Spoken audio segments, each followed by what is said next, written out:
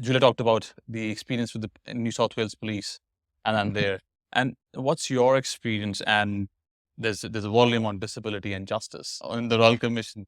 Yeah, And so I'm going to take it in a little bit of a different direction here and leverage off of comments that the minister from the ACT made earlier Mhm. about pleasingly the very holistic approach that you're able to take as minister over various services that intersect in the lives of people with disability, and also Nishal's comments about advocacy and systemic advocacy, drawing on the fact that we know, all of us know, that there's great dysfunction in the interface between the NDIS and many state-run services, health, mental health, education, early learning, basically across the board.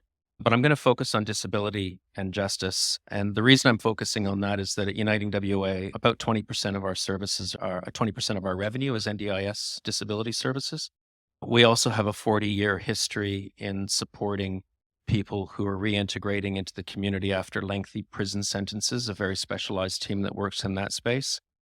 And we have a disability advocate who is very committed to working in the disability justice space and has actually been extensively involved in running a pilot program here at one of the prisons for 12 months, looking at what was actually going on inside the prisons for people with disability. Volume 8 of the Disability Royal Commission report is focused on disability justice.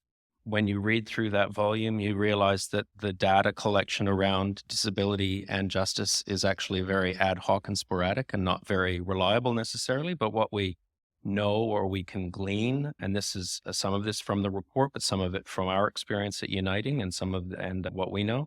So almost half of people in prison live with disability. 30% have psychosocial disability. 80% have cognitive impairment. 90% of First Nations prisoners have a cognitive impairment. 30% of children at Banksia here in Western Australia have FASD. And in the prison advocacy pilot, 100% of the people that were supported through that pilot had cognitive impairment. So the common characteristics that we see for people caught up in the justice system who have a disability is that there's poor education, they're over-policed, which is why they're subjected to sentences and charges, and over-criminalized in general.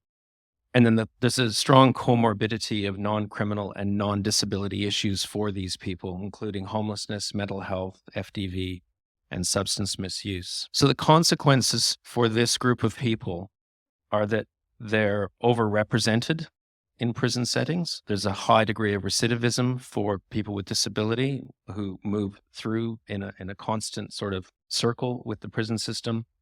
They're subjected to lengthy stays in prison, often beyond the term of their actual imprisonment, because there's no support mechanisms for them to come out of prison. And critically, in terms of the intersection with the NDIS, is there's a lack of access to NDIS support, both in prison and on release.